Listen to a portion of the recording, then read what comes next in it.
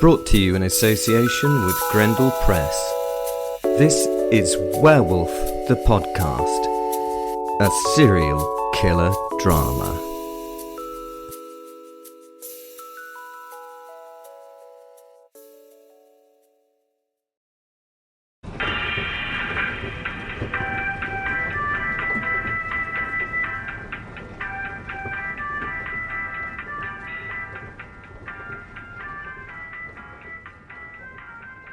So, here I am, in a little metal moving box lift with the Lord of Flies themselves. Satan? I know. The real Satan. Totes crazy, huh? So, totally like starstruck or what? Sounds ridiculous, but it's true. Would I lie? Welcome to Werewolf the Podcast. We're still ongoing in this particular episode, series, so you may need to go back and listen to the other parts of the series for it to make sense. We're on episode 127. I always get it wrong, but, I think that's a good guess. So, we're just going to carry on. Oh, shit, I have to say some stuff. There's a description that has loads of really good links in it to the stuff like social media where you can speak to me and other lichen-minded people. Get it? Lichen-minded people. Sorry. There's a Facebook group there that's full of brilliant people.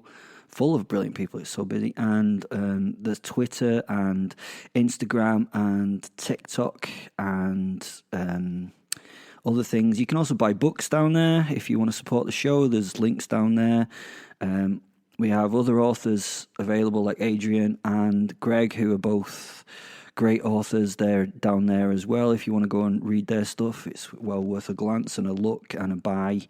Yeah, buy it. They're good. And sorry, where am I? Oh, carrying on. Yeah. Back to the story.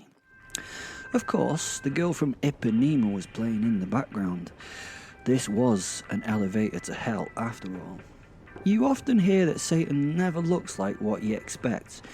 You know, from those pictures you get on the heavy metal album covers. Well, this one did, but not in the Baphomet with horns and hairy legs scary way. Well, she was frightening, but in an entirely different way. This one would have done quite well on a 1980s hair metal album cover. You know the bands I mean. They're often called sort of random crap, which sounds a bit alpha. The Unexpected End, or Death Score, or Throbbing Purple-Veined Warrior. Sorry, I apologise. They always have the gorgeous woman on the front cover in partial undress, pouting longingly and usually winking into the camera with big hair. I mean, like volume, like Kelly LeBrock in Weird Science. A moment's pause for that. Oh God. No, I'm not feeling sick about the gorgeous Kelly, but every time I get reminded of her, I have to remember she shagged Stephen the Seagull. Oh, God, that's...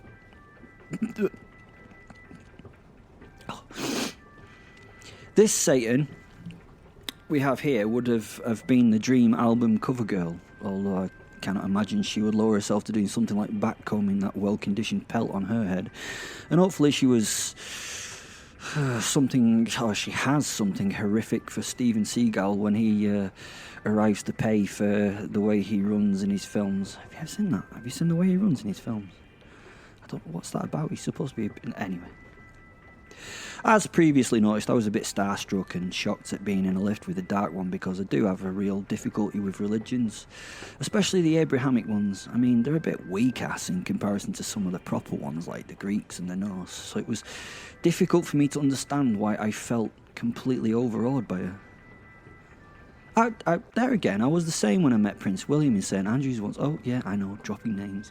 We won't go into the details of our meeting, but it was an entertaining night, and he genuinely knows a kingly thing or three. I went to kill him, obviously. As I understand, the monarchy are parasites and outdated nonsense. Should have killed him, at first sight for living off the taxes that I don't pay. But when I met him, it was different. He was very cool, actually, and he seemed to have a purpose. A bit of a man crush was had, to be honest. Goodness, he can put away the Colombian marching powder, and the quality a royal can get. Fucking hell. I wondered if it was, left over from Queen Vicky's days. She had quite the habit, I heard. But that was okay back then. We all know why Coca-Cola was called Coca-Cola, right? If not, look it up. They mustn't have had any ADHD kids back then. Can you imagine little Timmy getting fizzy, sugary drinks laced with cocaine? It would make, Red Bull's wings look pretty poor, wouldn't it? It'd be more like Coke's jetpack. Sorry, where the fuck was I? Ah, yes, why was I starstruck? Sorry for digressing, it's the Coca-Cola. And I'm giving you an audio wink here. Well, it was the same thing here. I mean, Satan in various forms was one of the big hitters in all of the most popular make-you-up religions of the world. Islam, Judaism and Christianity. This opportunity was a once-in-a-lifetime thing to do. I wanted to see how their head worked. I mean, this was like, well, you can't not liken this chance to anything else, can you? I thought I was the king of cunts, but this is the cunt that bestows that title on those that are worthy, such as myself. She, annoyingly, was still on her phone at this point. I've described her in the last episode, but it's genuinely worth doing again. It really is. She was about 5'6" and stunning. Her black hair was finely conditioned and shiny and fell loose just below her shoulders in a perfect cut. Her face was what I imagined as the perfect porcelain-skinned, perfect beauty perfect. She was majestic. She was regal in the lift of her chin. The kind of woman who could dismiss you just with her eyes. You know the type. If you don't, what are you doing with your life? Everyone should feel one of those dismissals. Just maybe even once in their life, just to feel like you are utterly invalid and worthless in the world. This woman could do Mark III disdain with ease. And those eyes, they were... They constantly changed colour. I noticed that they were sometimes ice blue, sometimes hazel, sometimes... Well, you get the idea. They changed colour a fuckload. It didn't seem to happen at her own whim either. It just seemed to happen with the emotion she emitted, and admit them she did. What she felt wafted off her like heat into a cold room. I'd seen her annoyed in a micro-expression at one point, and those eyes had become solid red orbs for that single microsecond, releasing a blast of light and warmth you wanted to hide from. I could sense how powerful this thing was. I was not worthy. Well, I was, obviously, because I'm who I am. It just made me want to, with her. Her body was, simply ideal. Ideal for me, that is, with my taste, perhaps. Strong, feminine, and built for speed. I was enraptured. It's probably not an appropriate way of describing the devil person, but in this case, it's solely accurate. She perfectly represented what I thought I wanted as a woman in my life. Of course she did. Satan was the great manipulator, the seducer into sin. So she would represent the ideal thing that I would want to do that sinning with. Would you know? I laughed at these very pleasant thoughts, and she tutted. Mon Dieu. And paused in writing some composition on her phone before eventually she sighed and looked at me with a look of what was total annoyance. See? That is what got you into this predicament already. What is it you found so funny, huh? Oh, she was angry, and it made me go all jittery down my spine, all tingly, all twitchy, and in the nethers and that. She stood looking at me with utter disapproval, one hand on her hip, tapping the foot of her leg that was revealed from the slit in that really black, clingy dress. That leg that was just, well, it was there, and it went right from the floor right up to her. She busted me staring, and this made her anger even more intense. Stop leaning on the wall, she ordered. I leapt away from the wall without any of my own volition. Come on. Look at me, huh? And tell me what you are laughing at. She reminded me at this point of my English teacher when I was 11 years old. Mrs. Rushford. Mrs. Rushford was the reason why I went through puberty at that very time. She was probably 30 and tried to dress in a professional manner. She was always trying to hide her natural assets, but oh, how she failed. It got tricky for me to drop enough equipment as she passed to get her to pick it up for me to quell my need to bend her over. I was forever in W.H. Smith's stealing stationery. I often wonder if she knew what she was doing to us. I kind of hope not. The figure before me flashed into Mrs. Rushford for just a few seconds, just long enough to get Mrs. Rushford's good boy smile that I would have killed for at the age of 11. Then Satan was back in all her glory, looking glorious, and I glorified in her image. It takes a lot to count me. I normally never put up with this kind of shit in life, but she was demeaning me, and she had admonished me, and I stood before her like a small child, trying to explain where the last chocolates from the chocolate box had gone, while my mouth and hands I held behind my back were covered in chocolate. I was nervously taking my weight from foot to foot and looking at my toes and mumbling random shit. What the veritable fuck was going on with me? I was glad Fen was not here to see this. I was thinking about the way you look and how much I would like to do sin and stuff with you because you look like that. I looked up, met her eyes, and quickly dropped my head to view my toes again. I mean, you're like the woman of my dreams in the way you... I pointed with my hand at her feet and then took that finger up to her head, pointing out the whole of her as she stood there. She maintained a stance. Her eyes were now coloured green, and the irises of those hypnotic orbs pulsed with a terrible energy. She was silent, and I could not speak as I could see she was thinking about what I'd just said. She finally released me from her fixed gaze and relaxed her body. I felt relieved to have her glare off me as she checked herself out in a mirror wall at the back of the lift. I hastened to add a mirror wall that had not been there before.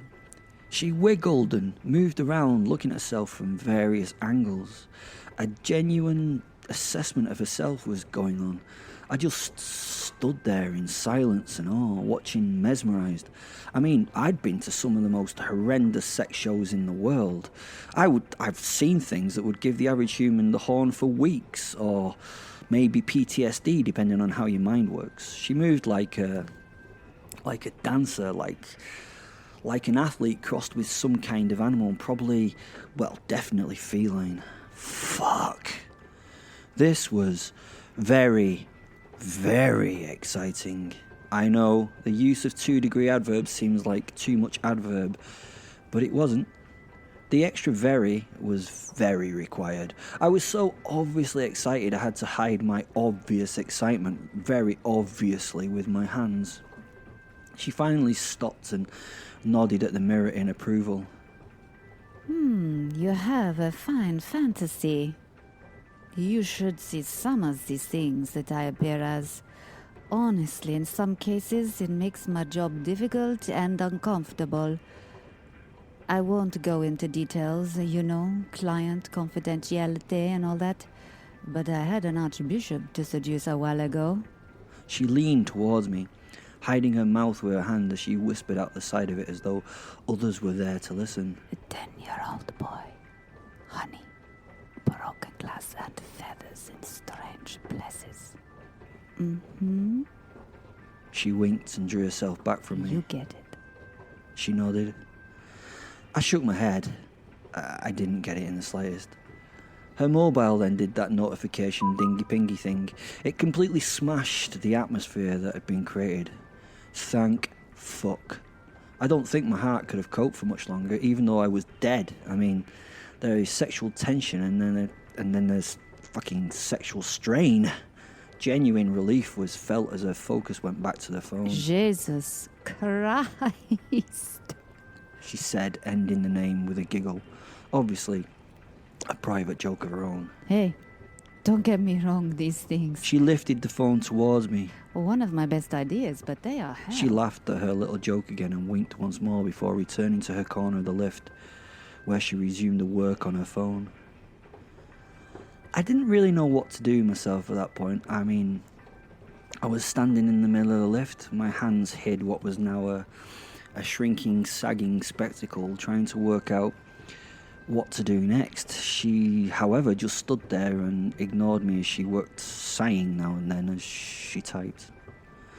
I really couldn't focus on anything but her. I noticed the length of hair kept falling over her left eye and she kept whipping it away from her face with her hand. This was hypnotic to watch, and all I wanted to do was brush that lock from her forehead for her. I could feel my body twitch physically as though I was, actually trying to do the job. Okay. I suppose we should just get on with it and do this shit already. She pressed the phone screen with extreme effort, and the phone just kind of disappeared into thin air. She turned her body to me and smiled. You do understand what this place is all about, don't you? She asked as though I had learning difficulties, which was wrong. I was just having general difficulties in standing in front of her. She waved at the back wall, walking towards it as the mirror became transparent and we got a view over her city. She indicated the horror show. See this? This is the demon city of pandemonium. She turned to me and I could see pride in her yellow irised eyes. This is the site that deals with what we call in the business of eternal torment, the basic sinner, she said, as she did air quotes around the words basic and then sinner. These, You could see she was having difficulty trying to define what the inhabitants of the city were called. These people. Well, that will do. She again pointed towards the view. They are pretty basic. They feel guilt for their sins, genuine remorse. They know in their heads what they have done is wrong, and with that knowledge, they are pretty easy for us to deal with. We just sort of torture them for eternity. It's an easy matter for us to place those in this dynamic. We made eye contact briefly as she required me to acknowledge that I understood what she meant. I nodded and she offered me a warm smile as a reward. The dynamic is simple. They get that they have done horrible things and are willing to pay the cost for that. They're just people who got it wrong, she explained. Then her body language fell. The problem we have is when someone turns up like yourself. I mean, they are thankfully rare. I can only really remember... She started counting on her fingers, stopping at 7. Yeah, I can only really remember 7 others. Whew. She laughed as she looked at the ceiling. We have had billions fall down here. Literally billions. And yet we have had only 7 of your type. That galls an issue. She emphasized the your as though she was dealing with something that tasted disgusting in her mouth. Then silence as she paused before she turned to me expectantly.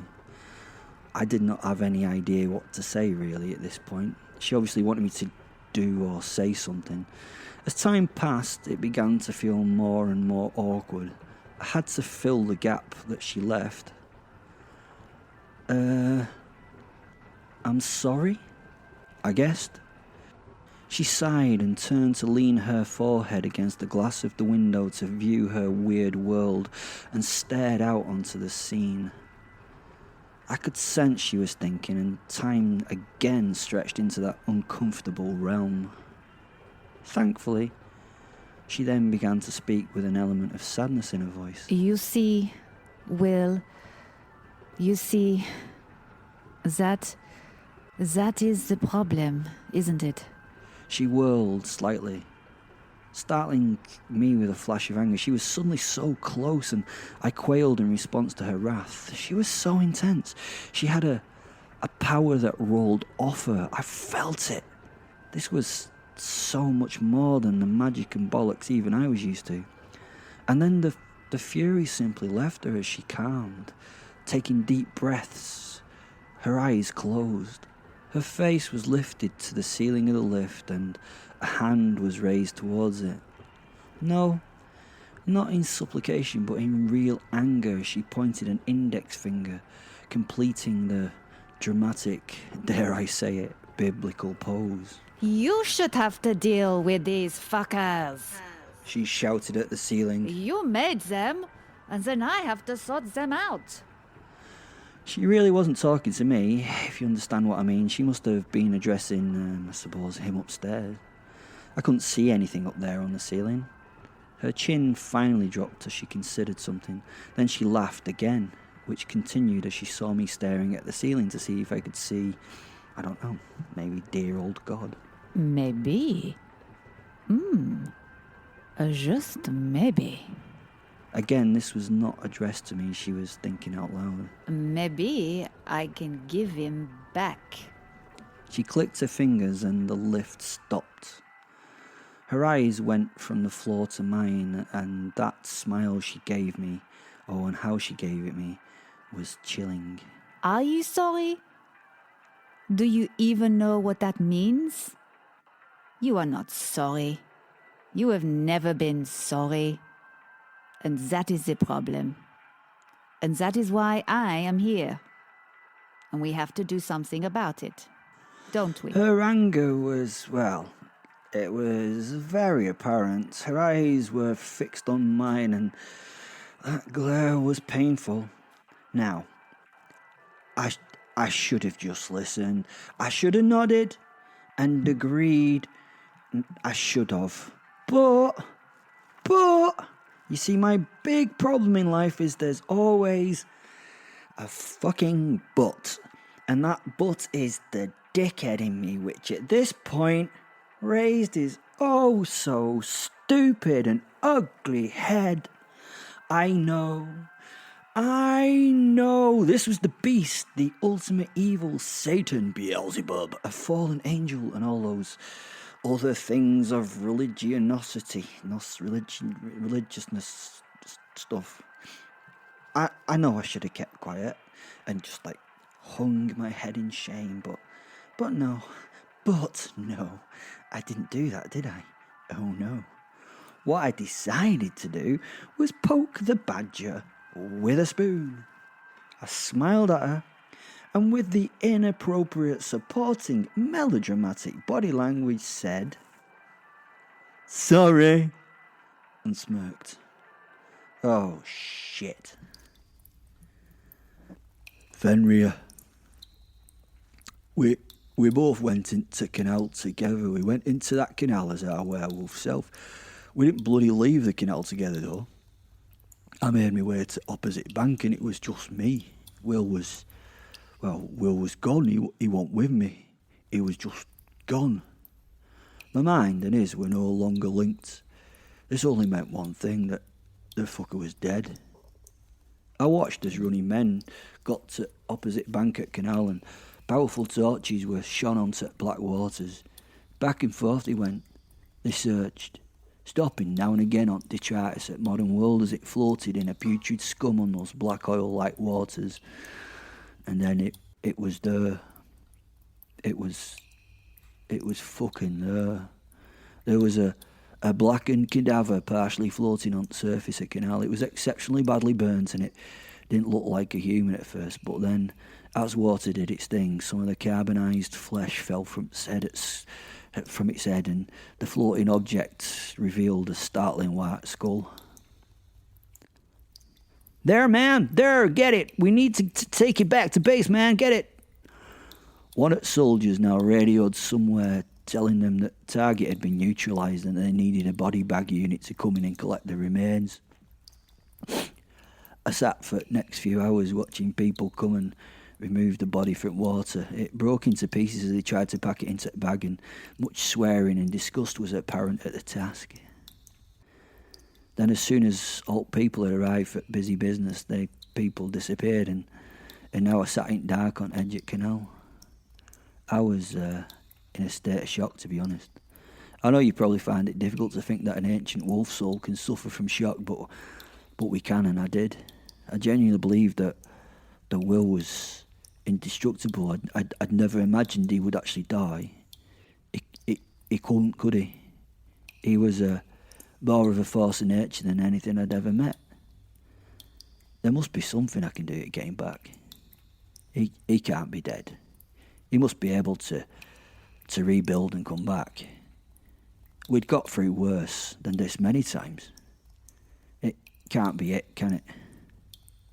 My mind was racing. I lay on cold stone floor in dark to think. The Professor. I couldn't believe it. I stood at the mouth of the tunnel as a group of soldiers brought out a number of body bags to the waiting ambulances. Their faces were solemn, but imbued with the expression of a job well done. "Can I take a look?" I asked as they went to go past. I could see the anger in the eyes of the leading soldier. He must have felt disgusted at this request, and he turned to his commanding officer, who looked at me questioningly for a minute, before nodding at the private. They placed the 3 stretchers on the floor and stepped back. I could sense the anger in the air, but I had to be sure. I opened the first 2 black bags. The zip snagged slightly on the first one as it caught on the mess within. The soldiers' bodies were relatively easy to identify, as they had traces of uniforms and weapons with them in the bag. The third I opened tentatively. I half expected a hand to shoot out and grab my throat. It would be just like a werewolf to recover and do one of those epic jump scares the movies are so fond of. The thing in the bag was not doing any kind of recuperation, however. It was far beyond that. I could see that it was. I still found it difficult to believe this was Will. Could somebody else have gotten mixed up in all this and ended up in this state? Well, only the lab could tell us now. Will. Oh, I had fucked up. The woman before me flashed into fire and grew in size. Lightning scorched across and raged across her body. Great shadowy wings tried to open in the confines of the little metal box. Her face, just flashed to something bestial, all teeth and fucking obvious death. I could feel rage pour off her. I'd fucked up and fucked up properly. Well, Fen always told me that if you were gonna fuck up, that you should do the best fuck up you could. And I think, I had. But I smiled at the thought that I'd managed to annoy the devil. How many people can say that they've done that? I closed my eyes and prepared myself for... I don't know what I was preparing myself for, but I prepared. Then it was gone. Silence. I opened my eyes and she was back, the amazing woman before me, just staring at me. Then she was me dad. I know, weird. I mean, my human parent. He stood before me looking sad. My dad had never looked sad. I smiled. This was getting more interesting. Do you not feel any remorse for what you did to his son? I let this question roll around inside my head for a moment. Did I? Did I feel remorse for murdering my parents? Nah, I told him. You were so fucking annoying. Before I got to the end of my sentence, the figure was now the toddler of my first kill, and a childish voice spoke. You robbed me of my life early. You took me from the arms of my loving parents. They never got over that, you know. My father eventually could cope no more and took his own life because my mother never managed to get past the depression she felt. Her grief was all she had. How does that make you feel? Again, I considered this. I mean, what should I be feeling? Was I missing something? To be honest, I feel nothing. It was a nice memory to see you again. Oh, God, you were a tough little bastard. Honestly, you were so hard to kill when I was that small. I had to smash that skull of yours so fucking hard against that drawer. Oh, God, is feeling a little pride wrong? I asked him. The kid disappeared and was replaced with Azza, my first wife. She was here, and my heart took a little skip at seeing her. Why, my death, Will?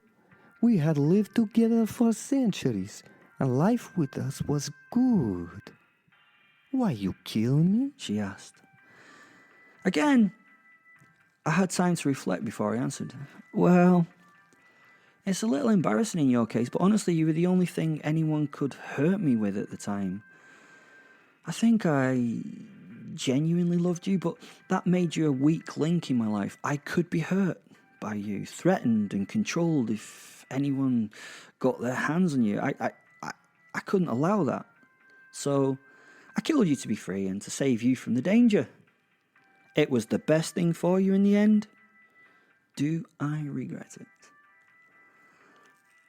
I had to think hard about this. I stood and grimaced as I rubbed my neck a few times. Do I regret it? I asked myself again. To be honest, no. Suddenly the Azza changed to another human, then another, then another. It looked like a shit flick book. Hundreds of humans of all different shapes and sizes flashed before me. It reminded me of one of those, those shitty gambling machines with spinning wheels, what they called, one-armed bandits or something. Was I supposed to ask it to stop, or was I supposed to wait for it to stop of its own volition? Who knew?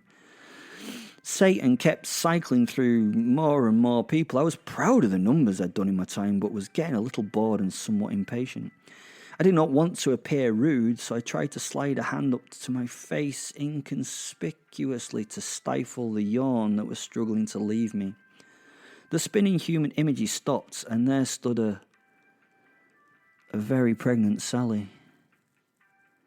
Her beautiful green eyes were full of tears as she obviously tried to control her sadness. She lifted her hands towards me in a silent request for comfort.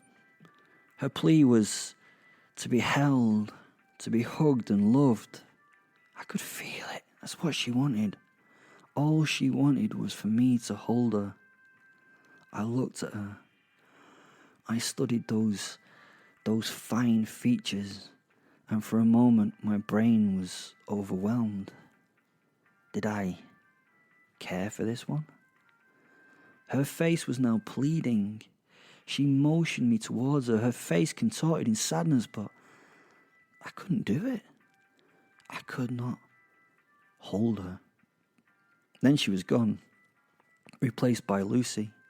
She was looking fabulous but exhausted.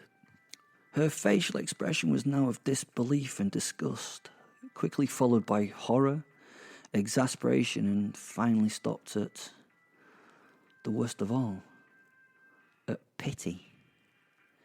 The beast from the hell pit pitied me?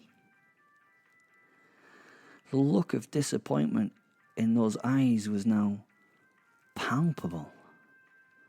That pitying look hurt me. It tore into my heart. Pity. It took a while before she tore her angry eyes from mine. When she managed to do it, she turned to the wall of buttons and reached for the one at the top. She could just about reach it on tiptoes and pressed it with a relieved sigh. The lift started moving again and she returned to her corner where her body language reflected a "do not disturb me" demeanour. Her arms were tightly crossed across her chest, her legs were also tightly crossed and her eyes were stuck on the floor. I felt disappointed, so I, in turn, returned to my corner of the lift and stared up at the broken light fitting as it fizzed and popped. I smiled a little bit as I supposed it was not a fire hazard down here, was it? And that was how we still stood some hours later when the lift went ding and stopped. The doors slid open to reveal nothing but the brightest of lights. There were no shapes out there was nothing, just an incredibly bright light. Satan herself looked at me. And she really looked at me again for the second time. The same look that she'd given me when searching my mind a few hours before. Again, she searched the whole of me and saw all of me. Every detail, every thought was exposed, and then her eyes slid away from mine, holding tears. The devil had looked at me and had broken down. Is that the coolest thing to ever happen? Or the worst? I'm not sure. In that moment, it weirdly felt like both. Now get the fuck out. She barked as she pointed at the doors. I opened my mouth to talk, but the extended finger and arm turned into an open palm of stop as she turned her head away. I shut up. She pointed at the door again. Nothing more seemed to be appropriate, so I turned to leave the lift. I had to give it a last go. I turned again to her. Her head stayed facing away, but the finger returned to pointing at the door to re-emphasize she wanted me out. So I left. Well, I suppose this was the next adventure. What happens now? That's the end of the episode. Thank you so much for listening. Please do things like download us and share us with your friends. And, we're a very nice bunch of people. Again, thank you to all the actors that were in this piece. Dawn, Greg, Yvonne, me. And there's loads of description links. Go for it. Go and do things because, you can join in with the community of Werewolf the Podcast because we have become a real community. It's quite worrying, really, because you know what? At the end of the day, as I always say, I love you. Bye.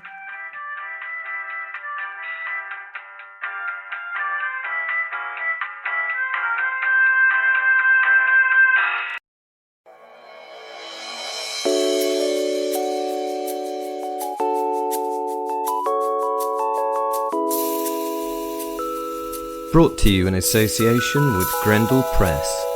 This is Werewolf the Podcast, a serial killer drama.